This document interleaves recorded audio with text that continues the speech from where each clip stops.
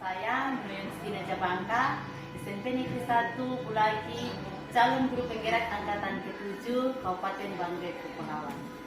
Hari ini saya akan melaksanakan tugas aksi nyata modul 2.3 coaching untuk supervisi akademik. Kita ketahui bersama dalam melakukan supervisi akademik ada 3 alur yang akan kita lewati. Yang pertama, alur pra-observasi, yang kedua, observasi, dan yang ketiga, pasca observasi.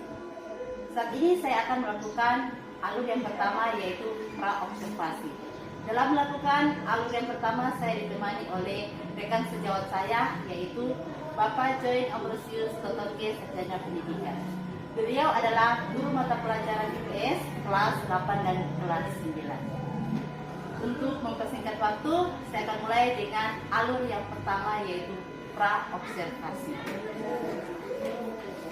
Selamat pagi Pak Join. Selamat pagi Bu. Bagaimana kabarnya hari ini? Baik, sehat, luar biasa. Kalau perasaannya hari ini? Dan saya hari ini cukup senang, bahagia hari ini. Oke, kabarnya sehat, perasaannya bahagia. Kalau tidak salah Pak Join, kita ada agendakan ya pertemuan kita, yaitu sebelum melakukan supervisi akademik atau sebelum saya membersamai dengan Bapak di kelas, kita akan melakukan yang namanya pra-observasi ya Pak? Iya Bu. Oke. Apakah Bapak sudah mempersiapkan segala sesuatu untuk pelaksanaan supervisi Pak?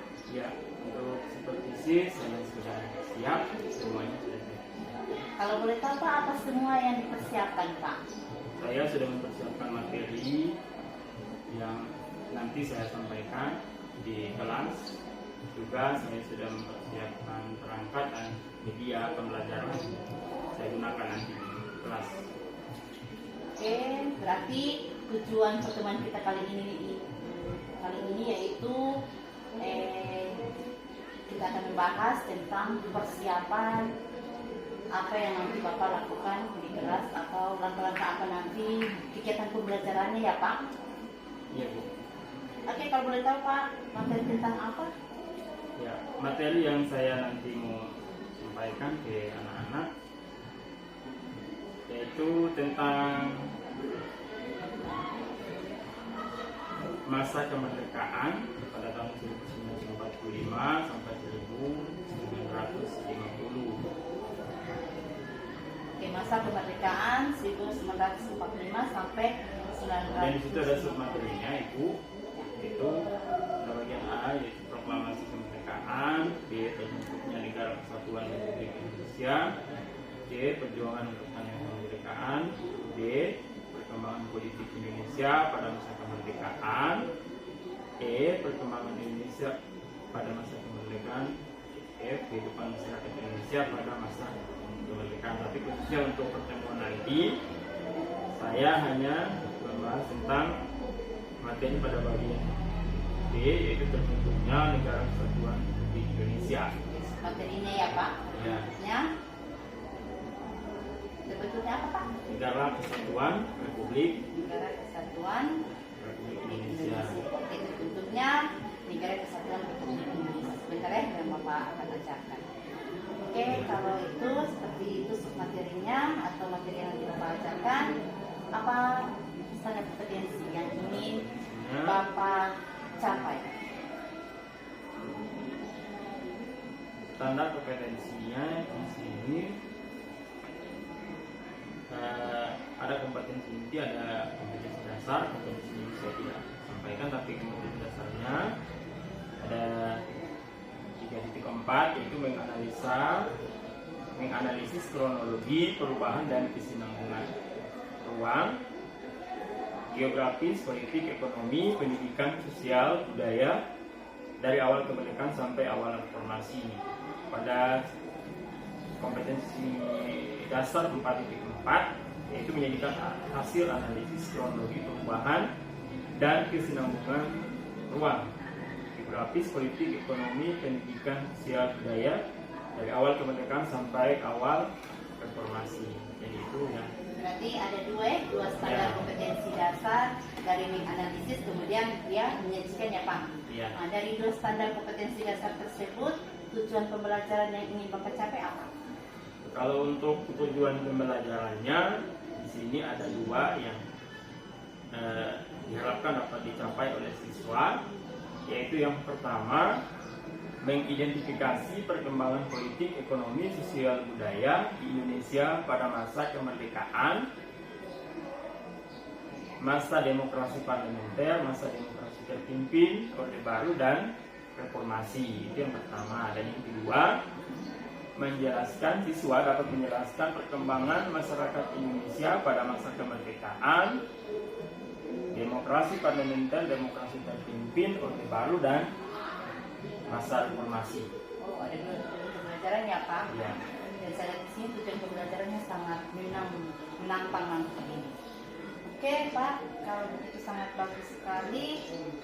Dalam mencapai nanti tujuan pembelajaran yang telah Bapak sampaikan tadi, kira-kira strategi apa yang Bapak gunakan?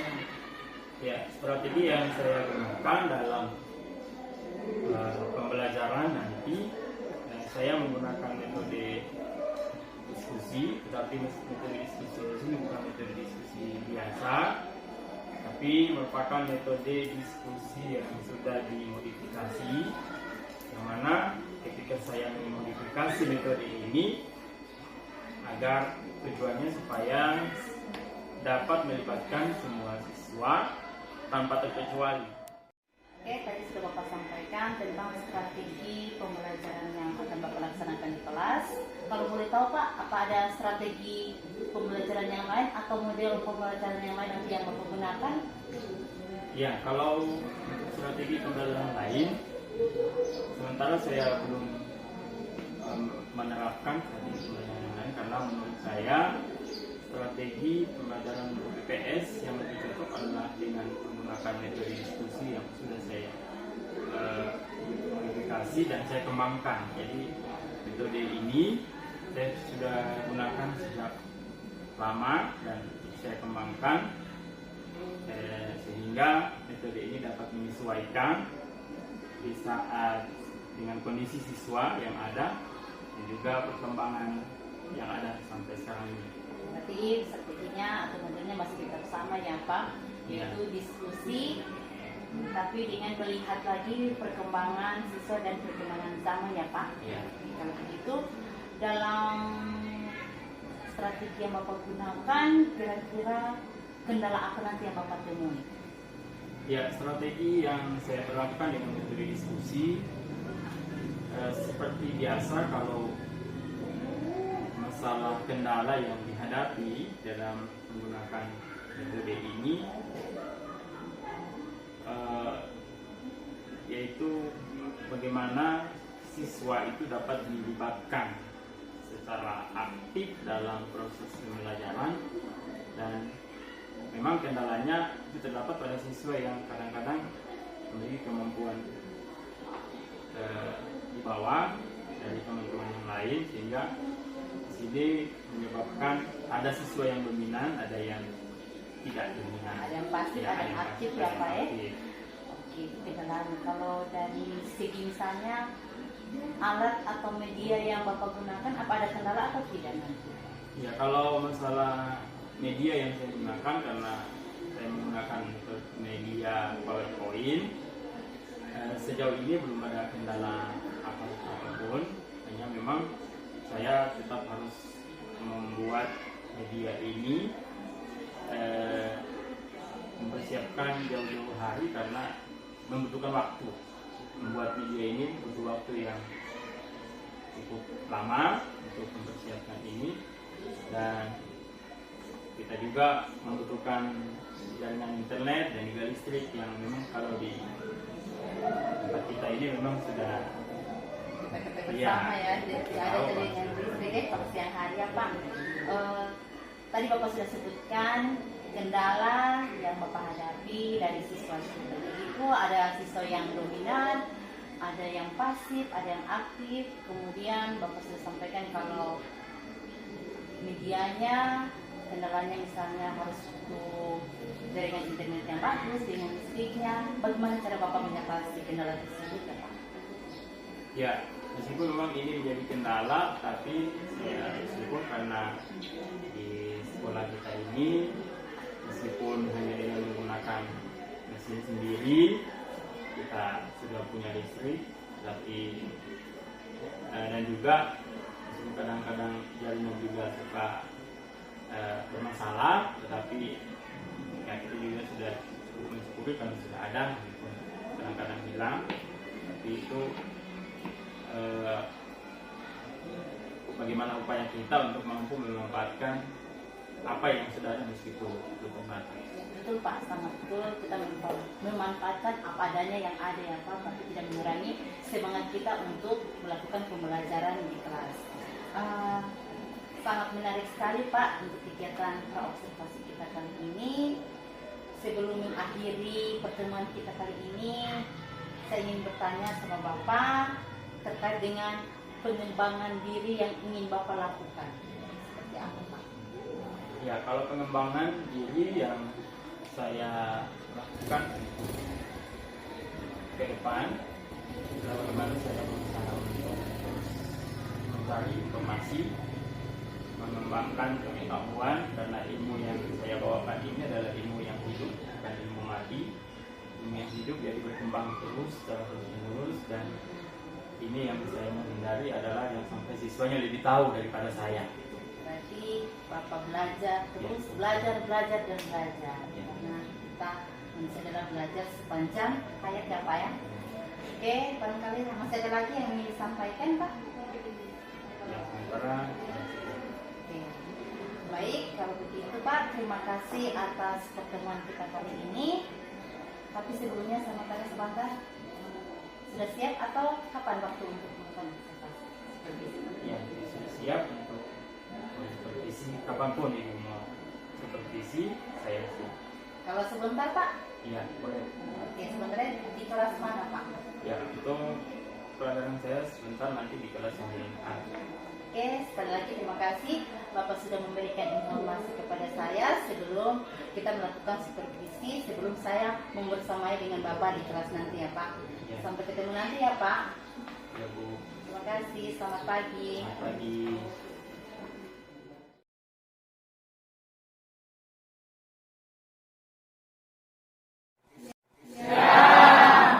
Ini kita mau belajar PS. Sudah siap semua ya? Siap. Sudah rapi semua bajunya? Siap. Ada yang tidak rapi yang ini? Siap semua ya? Oke. Mantap. Sehat-sehat semua ya? Siap. Coba kali ada yang kurang sehat? Sudah. Tidak ada ya? Oke. Jadi hari ini kita mau belajar sama-sama pembelajaran IPS seperti biasa dengan menggunakan metode diskusi. Sudah siap materinya ya? Siap. Hari ini kelompok berapa yang presentasi? Kelompok 4 dan 5. Sudah siap kelompok 4? Sudah. Kelompok 5? Sudah. Oke. Kalau sudah siap, silakan maju ke depan. Kelompok 4 di sebelah kanan saya, kemudian kelompok 5 di sebelah kiri saya. Silakan. Maju.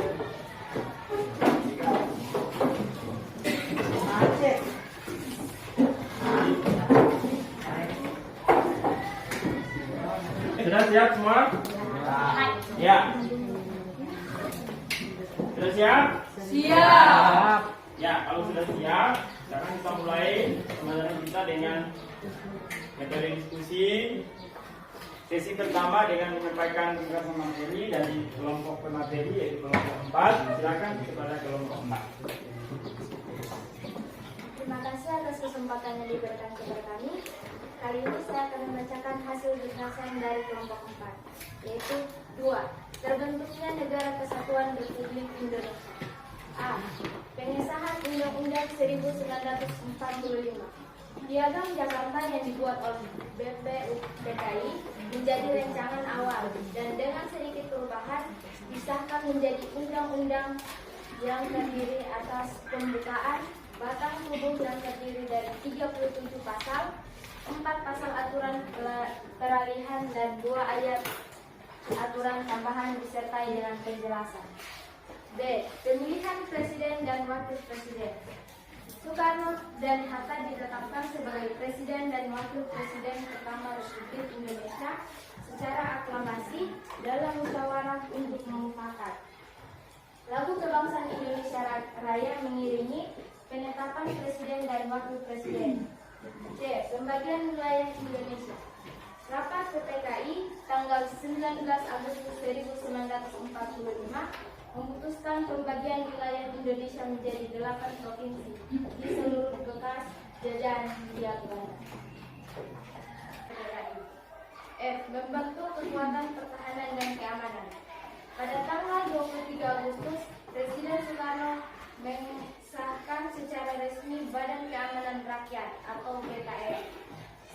Oke, tepuk tangan untuk kelompok 4. Lanjut untuk kelompok 5. Silakan. Terima kasih atas kesempatan yang diberikan kepada kami.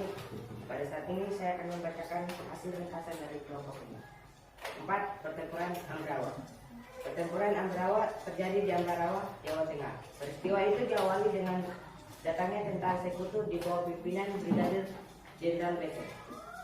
Kedatangan mereka untuk mengurus kawanan tentara Jepang. Tentara sekutu berjanji tidak akan mengganggu kedaulatan Indonesia.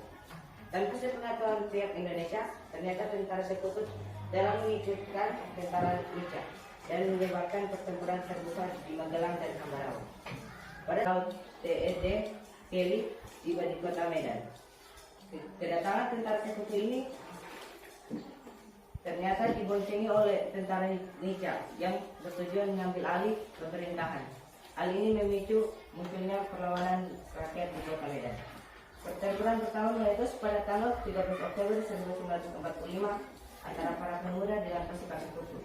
Oleh karena seringnya terjadi berbagai insiden, pada tanggal 18 Oktober 1949 mendatangkan dukungan internasional terhadap bangsa Indonesia. Terima kasih. Oke, tepuk untuk kelompok 5. Sesi pertama sudah selesai, kita masuk di sesi kedua, yaitu pertanyaan. Silakan dari kelompok 1. Silakan kelompok 1. Pertanyaannya untuk kelompok 4. Pertanyaan untuk kelompok 4. Mengapa terjadi bentrokan antara tentara Indonesia melawan tentara Inggris? Mengapa terjadi bentrokan antara tentara Belanda dan tentara Inggris ya? Padahal sama-sama penjajah ya. Oke. Lanjut pertanyaan untuk kelompok 5 dari kelompok 1, silakan. Pertanyaan untuk kelompok 5. Mengapa tentara sekutu mengikuti tentara Nica? Mengapa tentara sekutu mengikuti tentara Nica? Oke. Tentara semua yang ditanya ya. Lanjut. Untuk dari kelompok 2, silakan. Pertanyaan untuk kelompok 4. Mengapa pada saat proklamasi kemerdekaan Republik Indonesia belum memiliki kepala pemerintah dan sistem administrasi wilayah yang jelas? Oke.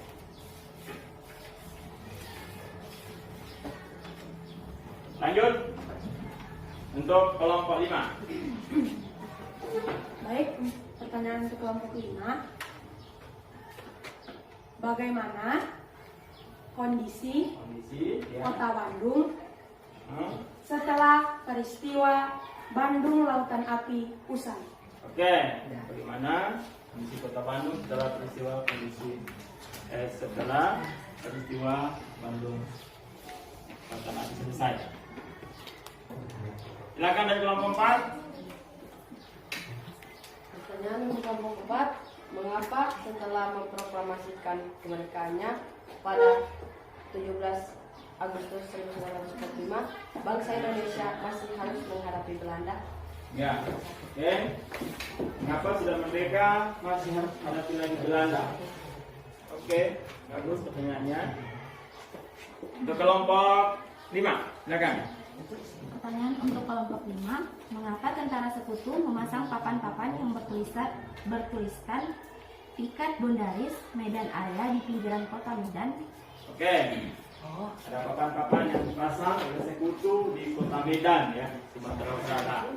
Kenapa dipasang itu papan-papan itu? Ada tulisan bahasa Inggris itu kalau tidak salah ya. Oke. Nanti disiapkan ya jawabannya dari kelompok pemateri 4 dan 5. Saya tambahkan sedikit dari apa yang sudah disampaikan oleh kelompok 4 dan kelompok 5. Jadi kita berbicara tentang terbentuknya Negara Kesatuan Republik Indonesia. Jadi setelah kemerdekaan, tadi ada yang tanya ya kenapa kelengkapan kita belum ada. Nah ini ya, jadi belum lengkap. Jadi segera dibentuk lembaga pemerintah dan kelengkapan negara lain sehari setelah proklamasi kemerdekaan ya. Kemarin kita sudah bahas tentang peristiwa proklamasi kemerdekaan ya. Jadi ini kelanjutannya setelah kita merdeka di tanggal 17 Agustus 1945, maka sehari setelah itu para pemimpin sudah mulai membentuk lembaga pemerintahan serta kelengkapan negara lainnya. Jadi ini gambar peta tentang NKRI ya, Negara Kesatuan Republik Indonesia. NKRI harga mati ya. Jadi ini adalah gambar tentang pertemuan para pemimpin pasca kemerdekaan. Menjawab pertanyaan, ulangi kelompok 1 nanti langsung dijawab oleh kelompok 4. Silakan. Mengapa terjadi bentrokan antara tentara Indonesia melawan tentara Inggris? Karena Brigadir Jenderal AWS Malabi tewas dalam bentrokan ini. Hal ini mendorong tentara sekutu mengirimkan pasukan dalam jumlah besar ke Surabaya. Gimana kelompok 1 jelas? Jelas ya? Oke. Lanjut. Dari kelompok 2, silakan. Mengapa pada saat proklamasi kemerdekaan Republik Indonesia belum memiliki kepala pemerintah dan sistem administrasi wilayah yang jelas? Ya. Setelah proklamasi kemerdekaan segera dibentuk kelengkapan pemerintah dengan tujuan agar pembangunan dapat berlangsung dengan baik. Dari kelompok 3, silakan. Kelompok 4. Mengapa setelah memproklamasikan kemerdekaannya pada tanggal 17 Agustus 1945 bangsa Indonesia masih harus menghadapi Belanda? Ya, silakan. Itu karena dalam Oke, itu ya, jelas. Kita lanjut dari kelompok 1, pertanyaannya untuk kelompok 5. Silakan. Untuk pertanyaan kelompok 5, mengapa tentara sekutu merebut negara Indonesia? Ya. Karena mereka telah bekerja sama untuk mengambil alih pemerintahan. Karena mereka telah bekerja sama untuk mengambil alih pemerintahan. Jelas ya? Jelas. Oke, cukup jelas. Kita lanjut dari kelompok 2. Pertanyaannya untuk kelompok 5. Pertanyaannya, bagaimana kondisi kota Bandung setelah peristiwa Bandung Lautan Api Kusani? Ya. Kondisi kota Bandung sangat kacau akibat perang dan pembakaran kota oleh TKI dan rakyat setempat. Ya, gimana jelas ya? Ya.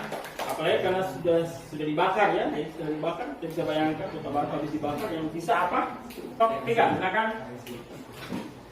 Pertanyaan untuk kelompok 5, mengapa tentara sekutu memasang papan-papan yang bertuliskan piket Bondaris, Medan area di pinggiran kota Medan? Ya, silakan. Hubungan tentara sekutu memasang papan-papan yang haizit Bondaris mereka Medan area adalah untuk menunjukkan daerah kekuasaan mereka. Iya, gimana jelas ya? Jelas. Ini dong patok-patok bahwa ini ditanda kita orang kuasa yang tempat. Ya, ini tidak boleh kamu kuasai karena kita orang wilayah. Jadi itu tujuannya ya, sehingga membuat rakyat Medan marah ya dan terjadilah perang Medan area ya. Oke. Selanjutnya ada pertanyaan tambahan, silakan kalau ada. Tidak ada ya? Jadi kita sudah cukup dipahami ya mengenai materi ini. Ya, jadi peristiwa kemerdekaan Indonesia setelah kita merdeka, maka kemerdekaan itu tidak lantas kita langsung bisa nikmati hasilnya, tetapi kita masih harus berjuang, memperjuangkan kemerdekaan itu sehingga kemerdekaan itu benar-benar menjadi milik kita seutuhnya, dan itu butuh proses yang sangat panjang dan beberapa tahun kemudian. Maka sampai sekarang itu juga masih harus berjuang ya untuk mengisi kemerdekaan. Ya, jadi barangkali itu cukup ya. Kita akhiri pertemuan kita saat ini karena waktunya sudah habis, dan silakan kembali ke posisi mula.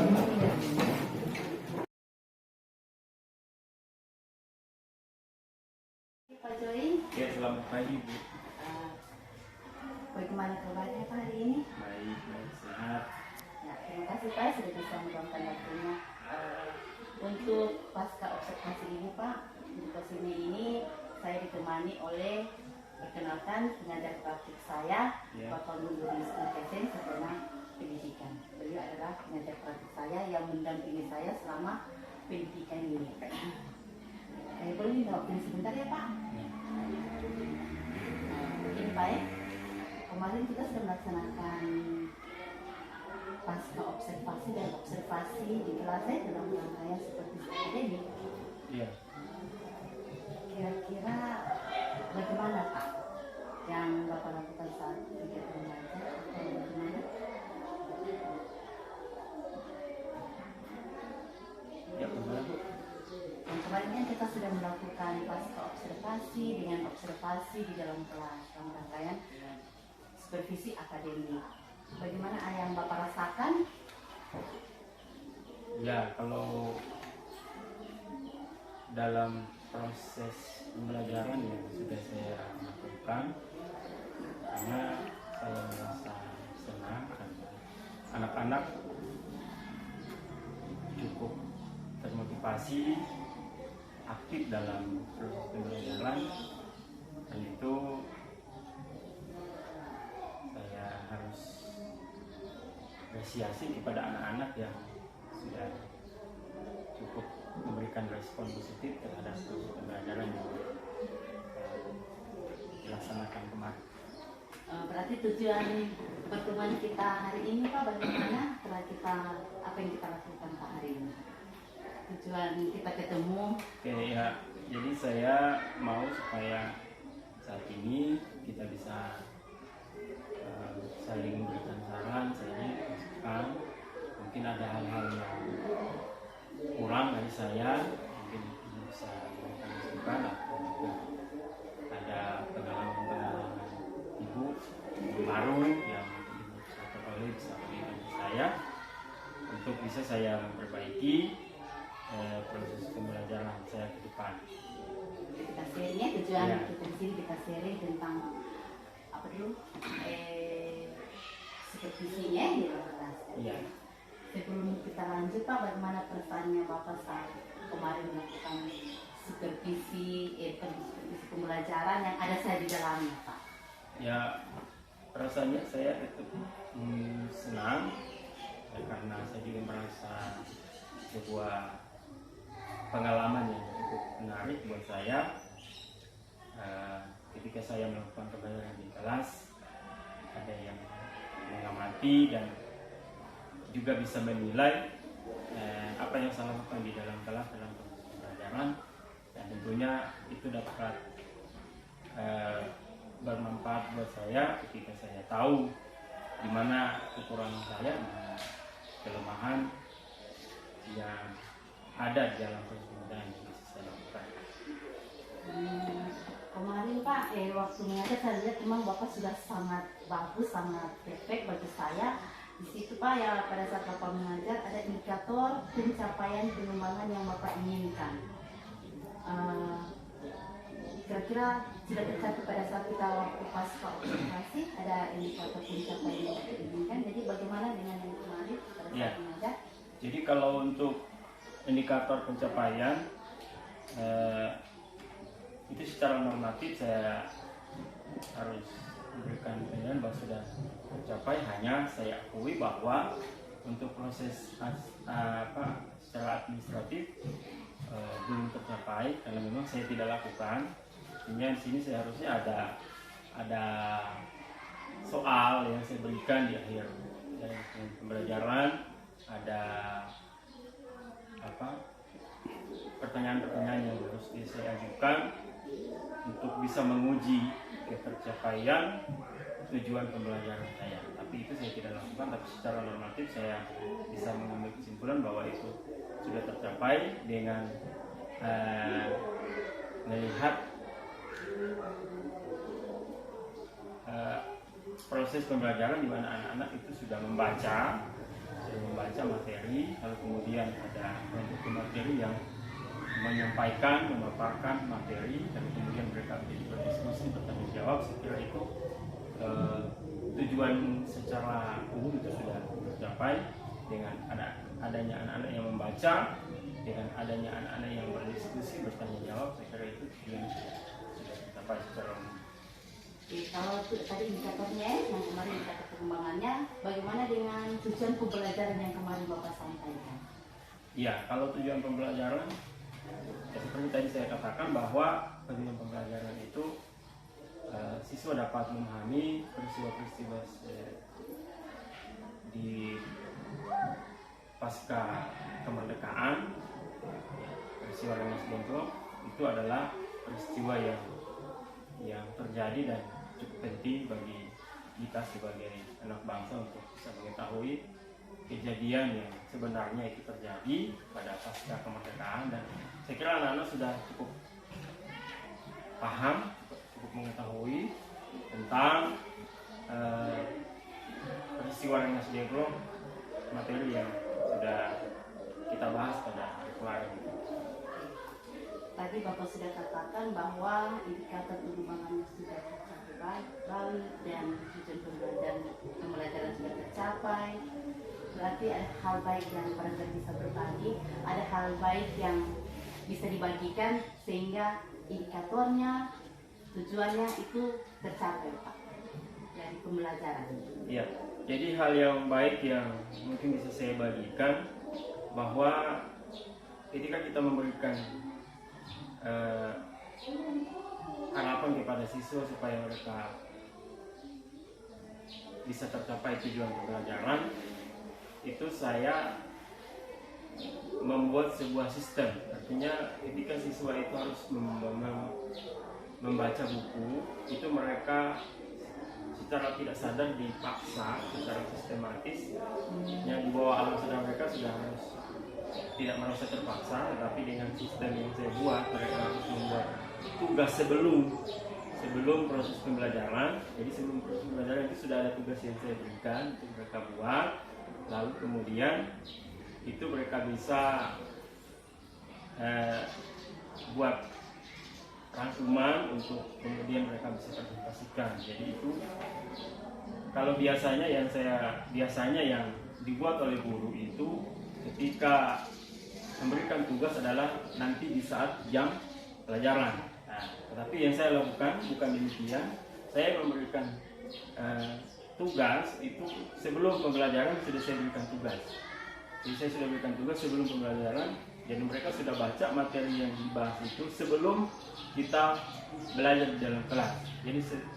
Jadi harapan saya ketika mereka masuk di dalam kelas, materi yang hendak dibahas itu sudah dibaca dulu, lalu kemudian ada hal-hal yang perlu untuk ditanya jawab dan didiskusikan, kemudian dibahas. Jadi itu yang menurut saya hal yang positif yang saya bagikan, karena biasanya yang terjadi itu justru malah guru memberikan tugas di akhir pembelajaran. Padahal kalau menurut saya lebih bagus itu sebelum dibahas materinya siswa sudah baca duluan, lalu kemudian setelah dibaca, kemudian meskipun gurunya ulang kembali, tetapi mereka sudah tahu beberapa persen mereka sudah tahu, karena meskipun siswa sudah baca, belum tentu mereka bisa tahu secara 100%. Jadi ketika mereka baca sebelum waktu pembelajaran, artinya ketika mereka masuk sudah ada pengetahuan sedikit tentang materi itu, sehingga ketika diberikan umpan balik mereka sudah bisa makan itu. Nah, beda kalau mereka masuk dengan belum membaca sama sekali. ketika mereka belum membaca sama sekali, kemudian kita umpan menunjukkan pertanyaan, bisa jadi mereka tidak tahu menjawab karena mereka tidak tahu, belum baca sama sekali. Jadi itu hal yang positif yang bisa saya bagikan. Terus sekali yang Bapak sampaikan, saya juga melihat seperti itu pada saat supervisi anak-anak begitu respon dengan materi diskusi mereka. Kemudian karena seperti itu ya Pak ya, Bapak sudah mempersiapkan mereka, meminta mereka untuk mempersiapkan diskusi mereka terlebih dahulu sebelum melakukan diskusi. Tadi hal baik ya Pak, yang tadi yang Bapak sudah utarakan. Kalau hal lain yang misalnya sisi negatif atau kekurangan yang Bapak alami pada saat kalau bicara tentang kekurangan berarti kita harus jujur. Kalau tidak jujur berarti tidak ada kekurangan.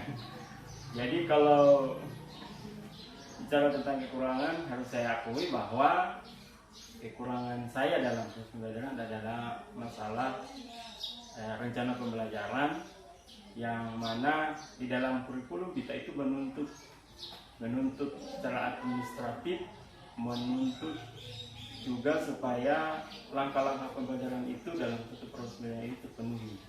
Nah, ini yang saya akui bahwa saya tidak secara sepenuhnya bisa melakukan itu, karena memang saya punya terkendala dengan model pembelajaran yang harus saya lakukan, karena hampir kebanyakan kalau materi pelajaran IPS itu dia lebih menggunakan metode problem based learning, sementara pelajaran yang saya bawakan itu adalah pelajaran sejarah, yang mana untuk memecahkan satu masalah itu adalah masalah yang dulu, jadi tidak mungkin dipecahkan di masa sekarang, sehingga saya tidak bisa sepenuhnya menggunakan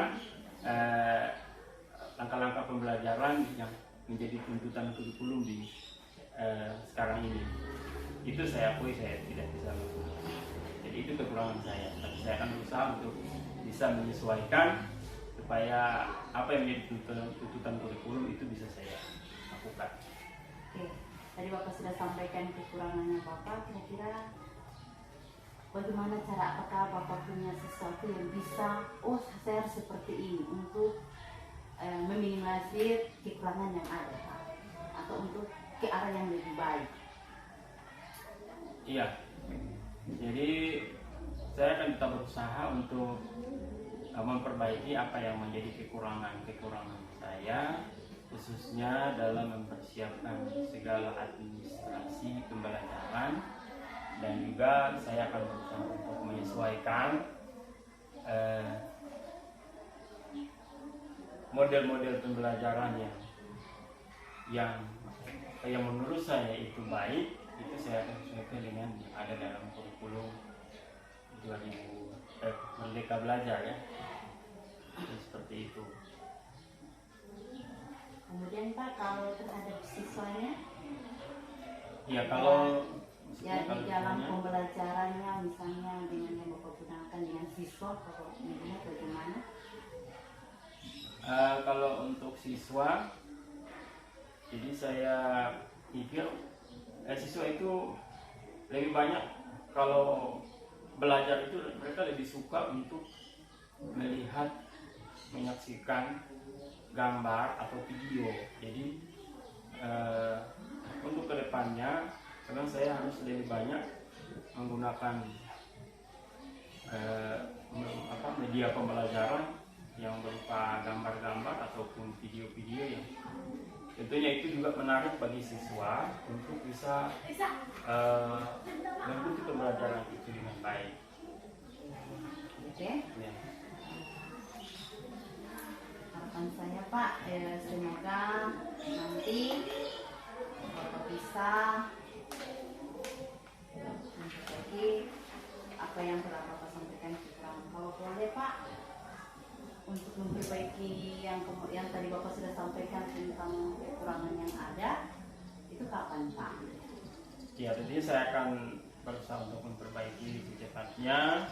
Ke depan ini akan saya berusaha memperbaiki, dan juga saya sangat berterima kasih ketika Ibu boleh supervisi saya. Tentunya ini juga menjadi faktor pendorong buat saya supaya saya bisa jadi lebih baik lagi dalam melaksanakan pembelajaran di kelas, dan tentunya akan berbeda ketika kita tidak pernah disupervisi atau tidak pernah ada yang menilai kita dalam proses pembelajaran di kelas, dengan ketika ada yang melihat kita, menilai kita, dan juga bisa memberikan saran dan masukan untuk sebuah proses pembelajaran. Oke, tadi Bapak, kapan Bapak membantu Bapak, kemudian siapa kira-kira yang membantu Bapak untuk bisa misalnya tadi tetap, oh saya harus seperti ini dalam pembelajaran, saya harus langkah-langkahnya saya harus ikuti, kemudian untuk pada siswa saya harus menyiapkan video dan apa yang membantu Bapak, sosok yang membantu Bapak untuk tetap berkomitmen seperti itu. Ya, kalau yang membantu saya tentunya ada banyak ya yang bisa membantu saya, termasuk juga ibu sendiri bisa bantu saya, bisa teman-teman, ada Pak Andi, ada ya, rekan-rekan lainnya yang juga bisa memberikan bantuan ketika saya membutuhkannya. Jadi bangga itu. Teman-teman guru ya. Ya. Seperti itu berarti Bapak sudah membangun komitmen dengan harapan Bapak dari tadi. Kemudian apa kira-kira yang bisa Bapak simpulkan dari pembicaraan kita hari ini, Pak, sebelum kita akhiri?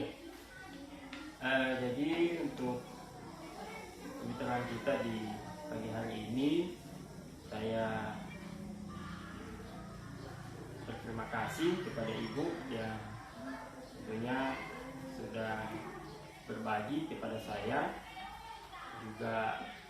Saya juga bisa berbagi kepada Ibu apa yang saya punya, apa yang menjadi kelebihan saya dalam pembelajaran, dan juga saya tentunya sangat terdorong, termotivasi dengan adanya kegiatan yang dilaksanakan.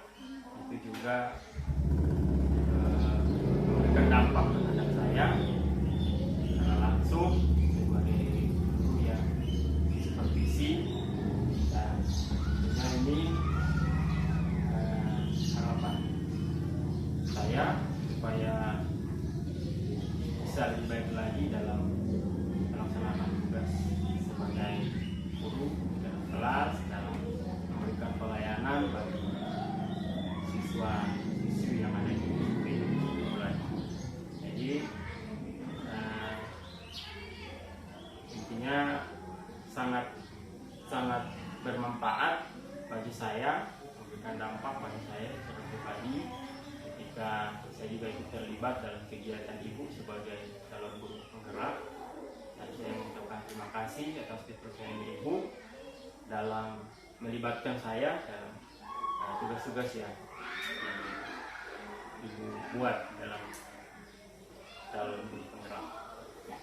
Kalau begitu, terima kasih Pak. Semoga dengan kegiatan supervisi akademik ini dari pra-observasi, observasi hingga sekarang pasca observasi itu bisa bermanfaat bagi murid kita, karena semua yang kita lakukan adalah murid dan murid, khususnya di SMP Negeri 1 Bulaki. Ya, sekali lagi Pak, terima kasih sudah meluangkan waktunya bersama saya. Oke, sama-sama. Ya, selamat pagi Pak. Selamat pagi.